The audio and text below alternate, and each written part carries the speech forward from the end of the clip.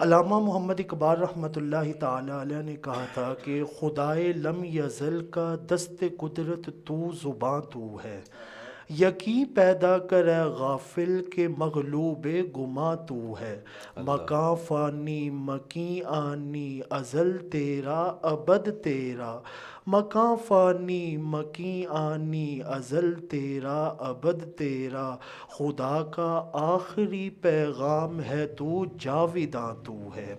یہ جو تصوف کے اوپر علامہ صاحب آپ نے مجھ سے سوال کیا، یہ ماشاءاللہ ایک ایسا لفظ ہے کہ اس کے چار حروف ہمیں تو دکھنے میں چار نظر آتے ہیں، لیکن ان چار حروف کے پیچھے بہت سارے حقائق جو ہیں وہ چھپے ہوئے ہیں۔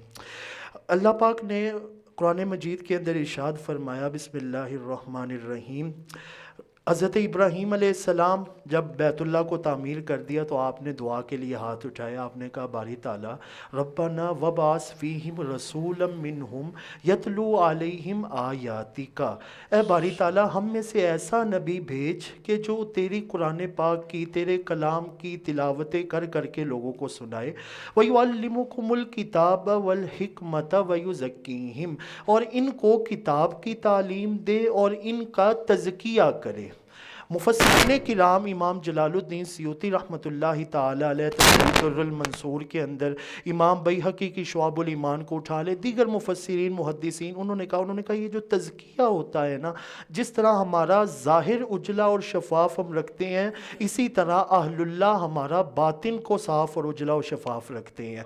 تو نبی پاک صلی اللہ علیہ وآلہ وسلم نے تزکیہ فرمایا۔ اسی سورۃ البقرہ کے اندر ایک اور مقام پہ اللہ احکم الحاکمین نے ارشاد فرمایا، دیکھیں اس کو امپورٹنس کتنی دی گئی کہ دل کی صفائی، دل کا تزکیہ کرنا۔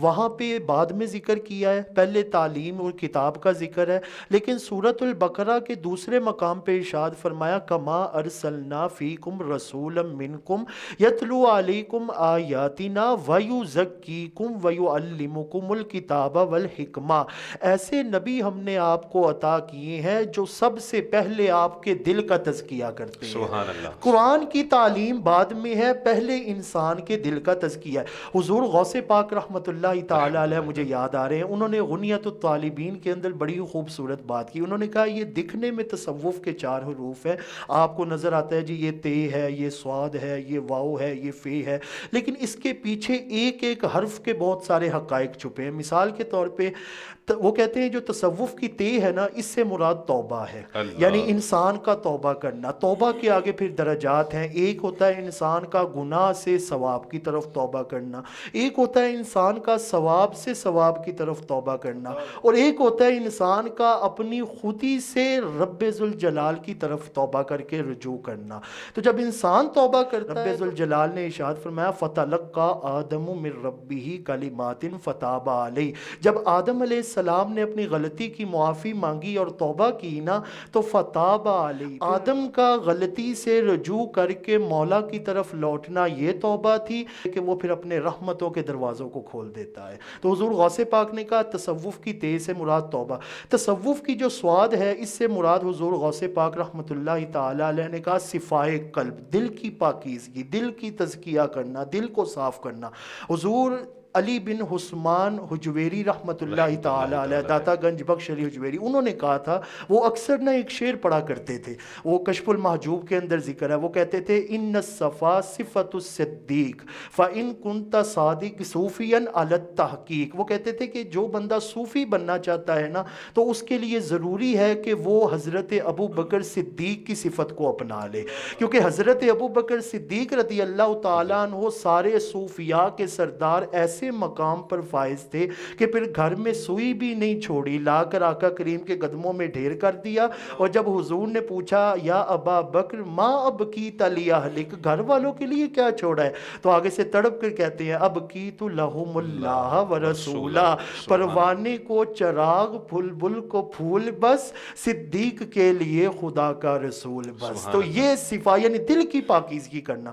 حضور غوث پاک کہتے ہیں واؤ سے مراد ولی اللہ، ولایت کے درجے پر فائز ہونا. اور اللہ پھر جس کو ولایت کے درجے پر فائز, وہ حضور صلی اللہ علیہ وسلم نے ارشاد فرمایا کہ من کان للہ کان اللہ لہ, جو اللہ کا ہو جاتا ہے نا اللہ پھر اس کا ہو جاتا ہے. پھر لا یزال عبدی یتقرب الی بالنوافل فکنت سمعہ الذی یسمع به کنت بصرہ الذی یبصر به کنت یدہ التی یبطش. پھر اس کا دیکھنا خدا کا دیکھنا ہو جاتا ہے, اس کا پکڑنا خدا کا پکڑنا ہو جاتا ہے, اس کا چلنا خدا کا چلنا ہو جاتا ہے.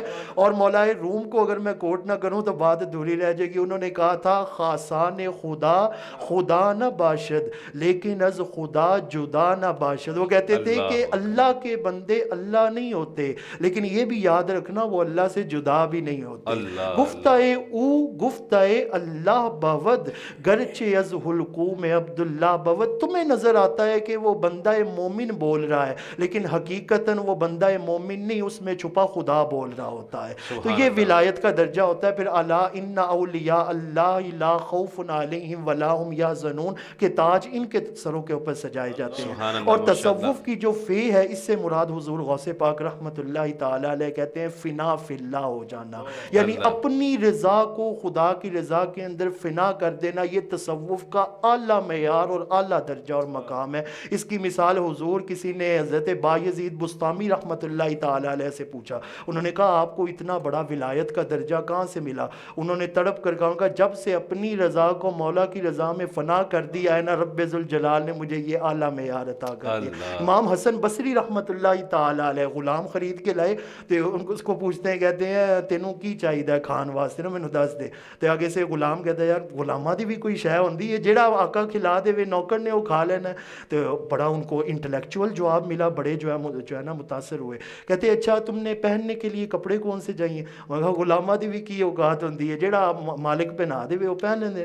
اچھا بڑے متاثر ہوئے. کہتے اچھا تمہیں کھانے کے اندر کیا چاہیے, تمہیں رہائش کہاں پہ چاہیے؟ وہ کہتے مالک جو کہے گا ہوتے اسی چلے جائیں گے. جب یہ بات کی نا امام حسن بصری رحمت اللہ تعالی علیہ غش کھا کے بے ہوش ہو کے گر پڑے. تو کسی نے پوچھا کہ حضور آپ کو کیا ہوا؟ انہوں نے کہا اتنی اللہ کی عبادت کی ہے لیکن عبادت کا اعلیٰ درجہ اور تصوف کا مقام جو اس غلام نے سمجھایا کسی اور نے نہیں. اللہ ماشاءاللہ, بڑی پیاری آپ صاحب آپ نے گفتگو فرمائی تصوف کے موضوع پہ. تصوف کا مطلب کیا ہے کہ اپنی روح کو پاک کرنا, اپنے باطن کو پاک کرنا. اور ماشاءاللہ اولیاء نے بڑا اس پہ درس بھی دیا, پیغام بھی دیا. میرے داتا علی اجویری کی پوری کتاب جو ہے کشف المحجوب, یہ تصوف کے موضوع پہ آپ نے جو ہے تحریر فرمائی. اگر کوئی بندہ مزید جاننا چاہتا ہے کہ تصوف کیا ہے تو علماء فرماتے ہیں کہ وہ داتا صاحب کی یہ تصنیف جو ہے اسے پڑھے, اس کا مطالعہ کرے, اسے پتہ چل جائے گا. اسلام سے پہلے راہب ہوا کرتے تھے جو اپنے گھر بار چھوڑ کے جو ہے وہ بیٹھ جاتے تھے, عبادت کرتے تھے. تصوف اور رہبانیت کے اندر کیا فرق ہے یہ بتائیے. بہت ہی آپ نے ماشاءاللہ ایک انٹلیکچوئل سوال پوچھا ہے اور آج کے عصر حاضر کے اندر اس کی ضرورت اور اہمیت ہے کہ تصوف اور رہبانیت کے اندر بیسیکلی بہت بڑا فرق ہے. مثال کے طور پہ رہبانیت کو لوگوں نے اس کا تعارف بڑا عجیب کروایا ہے.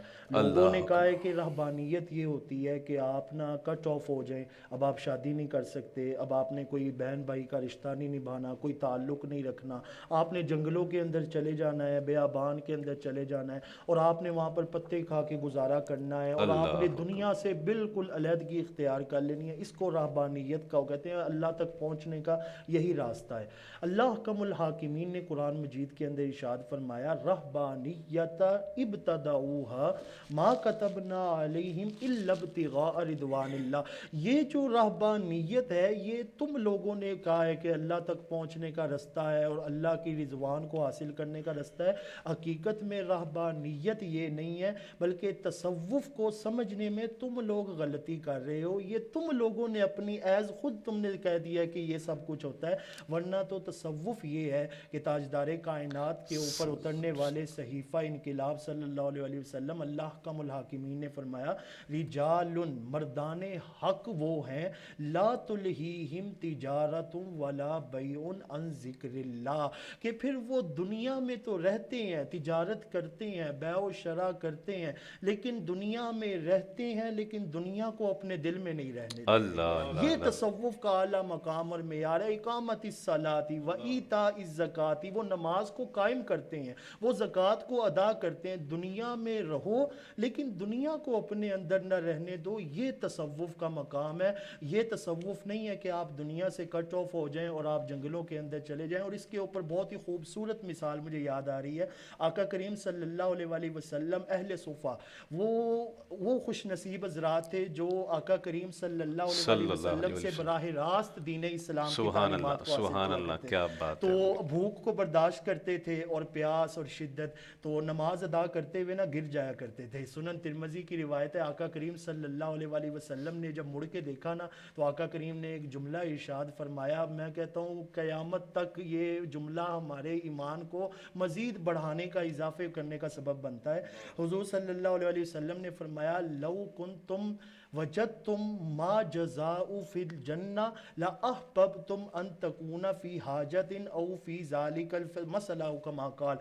اگر تمہیں پتہ چل جائے نا کہ یہ جو تم بھوک برداشت یہ سارا کر رہے ہو, اس کا جنت میں رب ذوالجلال نے تمہارے لیے کیا درجے رکھے ہوئے ہیں, تو تم یہ پسند کرو کہ مولا ہماری ساری زندگی اسی کے ساتھ. یہ تصوف کا اعلیٰ مقام اور معیار اور درجہ ہے. تو جو دنیا میں رہے لیکن دنیا کو اپنے اندر نہ رہنے دے, اس کو تصوف کہتے ہیں. اور جو بالکل کٹ آف ہو جائے اور جا کے جنگلوں میں, تو یہ رہبانیت ہے, اور اس سے اللہ احکم الحاکمین نے ہمیں بچنے کا حکم دیا. ماشاءاللہ بڑی پیاری آپ نے بات بیان کی کہ تصوف کا یہ مطلب نہیں ہے کہ دنیا کے اسباب چھوڑ دیں. مطلب یہ کہ دنیا کے اسباب بھی رکھیں لیکن دل کے اندر خدا اور مصطفیٰ کی یاد ہو. اور جیسے وہ کہتے ہیں نا کہ توکل کا نام یہ نہیں ہے کہ آپ ترک اسباب کر دیں, بلکہ اسباب بھی ہوں لیکن نظر مسبب الاسباب پہ ہونی چاہیے. اللہ اکبر. اللہ کریم آپ کو سلامت رکھے. میں چاہوں گا کہ صحابہ کرام علیہم رضوان کے کوئی اقوال و افعال کے حوالے سے تصوف کے متعلق کچھ بیان فرمایا ہے. ماشاءاللہ, یہ آج کے ناظرین و سامعین جو ہمارے پروگرام کو دیکھ رہے ہیں, ایک ساؤنڈ والوں کو, وہ ان کے لیے بڑا ہی آج کا یہ ایک نالجیبل جو ہے وہ پروگرام ہونے جا رہا ہے. اکثر لوگ اعتراضات کرتے ہیں جی کہ اولیاء اللہ یہ کرامتیں کرتے ہیں, یہ سارا کرتے ہیں, تو یہ کبھی صحابہ کرام نے بھی کیا ہے, یا صحابہ کرام سے آپ یہ چیزیں دکھا دیں, کبھی انہوں نے بھی اس طرح کا کوئی کیا تھا. آقا کریم صلی اللہ علیہ وسلم کے اصحاب کا اگر ہم ان کی حیات و تعلیمات کا مطالعہ کریں تو ہمیں پتہ چلے گا کہ اہل تصوف جتنے مقام کے اوپر اصحابہ رسول محمد مصطفیٰ صلی اللہ علیہ وسلم فائز تھے اور کوئی بھی فائز نہیں تھا. آقا کریم صلی اللہ علیہ وسلم امام طبرانی سے المعجم الکبیر کے اندر لے کر آئے, امام بیہقی سے شعب الایمان کے اندر لے کر آئے, امام ابو نعیم سے حلیۃ الاولیاء کے اندر لے کر آئے. معروف روایت ہے, حضرت بعض روایات میں آتا ہے ان کا نام حارث تھا, بعض روایات میں آتا ہے حارثہ تھا. وہ نکلے فجر کی نماز ادا کر کے نا, تو آقا کریم صلی اللہ علیہ وسلم, اچھا یہ بھی اب ان کا نصیب تھا, ہم نکلے تو ہمیں اپنی برادری کے لوگ ملتے ہیں, جب وہ نکلتے تھے انہیں محمد مصطفیٰ صلی اللہ علیہ وسلم. تو وہ ملاقات ہوئی تو آقا کریم صلی اللہ علیہ وسلم نے پوچھا, کیف اصبحت اليوم یا حارث, اے حارث تم نے صبح کس انداز میں کی ہے. تو آگے سے حضرت حارث رضی اللہ تعالیٰ عنہ کا جواب سنیے. آپ کہتے ہیں, یا رسول اللہ, یا حبیب اللہ صلی اللہ علیہ وسلم, میں نے صبح اس انداز میں کی ہے کہ میں ایمان کی حقیقت کو پا چکا ہوں, میں نے ایمان کی حقیقت کو حاصل کر لی ہے. انہوں نے کہا اچھا ایمان کی حقیقت کو کیسے حاصل کر لی ہے. حضرت حارث کہتے ہیں, یا رسول اللہ صلی اللہ علیہ وسلم, میں نے ایمان کی حقیقت کو اس طرح حاصل کر لیا ہے کہ کأنی انظر ربی عرشی بارزا او کما قال. اب میں جب نگاہوں کو اٹھا کے آسمان کی طرف دیکھتا ہوں نا, تو مجھے آسمان نظر نہیں آتا بلکہ اللہ کا عرش اپنی نگاہوں کے سامنے نظر آ رہا. اللہ اکبر. اہل الجنت یتنعمون فی الجنہ و اہل النار یتعذبون فی النار او کما قال.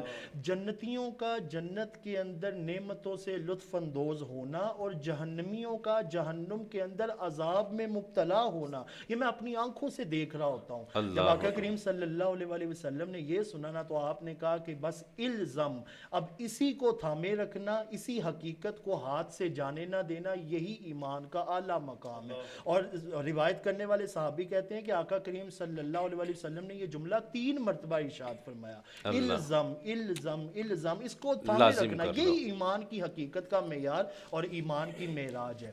حضرت ابو بکر صدیق رضی اللہ تعالیٰ عنہ، لوگ کہتے ہیں جی اولیاء اللہ کرتے تھے، اصحاب نہیں کرتے تھے، آپ کو میں روایات چاہتا ہوں، امام طبرانی نے اسے کوٹ کیا، امام بیہقی شعب الایمان، حافظ ابن کثیر تفسیر ابن کثیر، امام جلال الدین سیوطی رحمۃ اللہ تعالیٰ علیہ اسے تفسیر الدر المنصور میں لائے۔ حضرت ابو بکر صدیق رضی اللہ تعالیٰ عنہ حالت نزع، آپ کی بیٹی حضرت عائشہ صدیقہ رضی اللہ تعالیٰ عنہ وہ پاس بیٹھی ہوئی ہیں، تو حضرت ابو بکر صدیق کہتے ہیں بیٹی میں تو دنیا سے جا رہا ہوں، تو میرا ایک باغ ہے کھجوروں کا، ادھر 20 وسق کھجوریں ہیں، تو وہ 20 وسق کھجوروں کی آج کی اگر آپ دیکھیں تو وہ تقریباً 2 ٹن کے قریب لگ بھگ بنتی ہیں، اتنی زیادہ تعداد، تو لاکھوں میں اس کی جو ہے تعداد، وہ کہا یہ جو ہے نا 20 وسق کھجوروں کا تم نے یہ کرنا ہے، اس کی کلیکشن کر لینی ہے اور اس کو وراثت میں تقسیم کرنا ہے، تو اپنے 2 بیٹوں کے نام لیے اور اپنی 2 بیٹیوں کی بجائے 3 بیٹیوں کے نام لیے۔ تو حضرت عائشہ صدیقہ رضی اللہ تعالیٰ عنہ کہتی ہے بابا جان لگتا ہے حالت نزا کا وقت ہے تو آپ کو صحیح طرح سے اندازہ نہیں ہے، 2 بیٹے ہیں اور 2 ہی ہم بہنیں ہیں، بیٹیاں ہیں آپ کی، یہ تیسری آپ نے بیٹی کہاں سے گنوا دی؟ تو آگے سے حضرت ابو بکر صدیق رضی اللہ تعالیٰ عنہ کہتے ہیں کہ تمہاری دوسری امی جان سے ایک بچہ پیدا ہوگا اور وہ بچہ بھی مؤنث ہوگی اور وہ تمہاری بہن دنیا میں آئے گی، تو اس کی وراثت کا حصہ بھی تمہارے لیے میں تمہیں بتا کے جا رہا ہوں۔ اب حضرت ابو بکر صدیق رضی اللہ تعالیٰ عنہ کو کیسے پتا چلا کہ جو بچہ جس کی ڈیلیوری ہوگی وہ مرد ہوگا کہ وہ عورت ہوگی؟ تو یہ وہ نظر تھی جن کے بارے میں تاجدار کائنات نے فرمایا تھا کہ اتقوا فراست المؤمن فإنہ ینظر من نور اللہ، کہ مومن کی فراست سے ڈرا کرو، جب وہ دیکھتا ہے تو وہ اپنی نظروں سے نہیں بلکہ خدا کے نور سے دیکھ رہا ہوتا ہے۔ حضرت سعد بن ابی وقاص رضی اللہ تعالیٰ عنہ فاتح ایران ہے، یعنی ایران کو فتح کر کے اور اس وقت کی سپر پاور اس کے اوپر جا کے اسلام کا جھنڈا گاڑا حضرت سعد بن ابی وقاص۔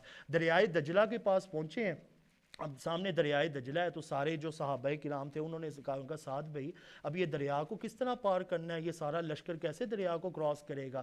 اب حضرت سعد بن ابی وقاص رضی اللہ تعالیٰ عنہ جو ایمان کی حقیقت کو پہچانتے تھے، انہوں نے دریا کو مخاطب ہو کر کہا، انہوں نے کہا نحنو اصحاب رسول اللہ صلی اللہ علیہ وسلم، اے دریا سن لو ہم کوئی عام بندے نہیں، محمد مصطفیٰ کے صلی اللہ غلام علیہ آ وسلم، گئے ہیں۔ سبحان اور اللہ۔ دریا کا یہ سننا تھا کہ دریا نے رستہ بنا دیا۔ امام زرقانی شرح مواہب الدنیا میں لکھتے ہیں کہ ہم نے تاریخ کے اندر 2 مرتبہ دریا کو رستہ دیتے ہوئے دیکھا ہے، ایک حضرت موسیٰ علیہ السلام کے لیے دریا نے رستہ بنا دیا تھا، اور دوسرے یہ آقا کریم صلی اللہ علیہ وسلم کے غلام حضرت سعد بن ابی وقاص رضی اللہ تعالیٰ عنہ۔ اور اس بات کے اوپر میں اگر یہ ایڈ نہ کروں تو ہماری گفتگو ادھوری رہ جائے گی۔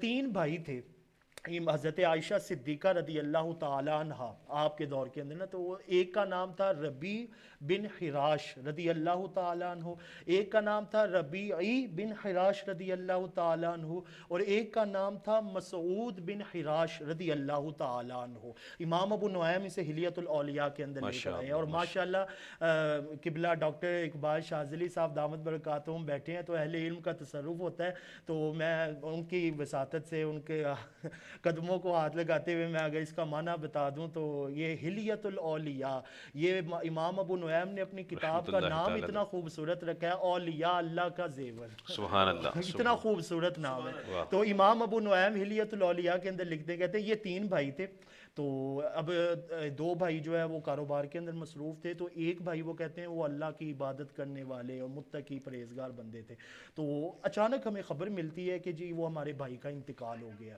کہتے جب ہمیں یہ پتہ چلا نا تو ہم فوراً اپنا کاروبار جو ہے اس کو مائنڈ اپ کر کے ہم آگے، تو ہم نے آ کے کہا، ہم نے کہا جی ہم آپ دیکھتے ہیں، تو ہم نے اپنے بھائی کا جو ہے نا سارا ان کو غسل وغیرہ دیا، تو کفن وغیرہ ان کی تکفین اور سارا کیا۔ کہتے اچھا اب کفن کے اندر ہے تو کچھ تاخیر ہو جاتی ہے، آپ کو پتہ ہے جنازے کے لیے جو فلاں شخص آ رہا ہے فلاں شخص آ رہا ہے تو آپ اس کے لیے تھوڑا سا جنازے کو تاخیر کر دیں. کہتے اچانک نا وہ میرے بھائی اب دنیا سے چلے گئے، ان کا وصال ہو چکا ہوا ہے. تو وہ تاجدار کائنات صلی اللہ علیہ صلی وسلم اللہ نے بھی علیہ ارشاد وسلم. فرمایا تھا نا، الموت جسر یوصل الحبیب الی الحبیب. یہ جو موت ہے نا یہ ایک پل ہوتا ہے جو یار کو یار سے یار ملا سے ملا دیتا ہے. دیتا ہے. تو وہ کفن جو تھا وہ اچانک کہتے ہیں بھائی کہتے ہیں ہم دونوں کھڑے ہوئے تھے تو جنازے میں تھوڑی سی تاخیر ہو رہی تو کفن پیچھے ہوا، تو وہ حالانکہ دنیا سے ان کا انتقال ہو گیا ہے تو کفن ہٹا کے کہتے ہیں اجلونی لما تاخرونی، تم اللہ. لیٹ کیوں کر رہے ہو، جلدی کرو، جلدی سے مجھے جنازہ پڑھاؤ اور قبر کے مجھے خاک کے سپرد کرو.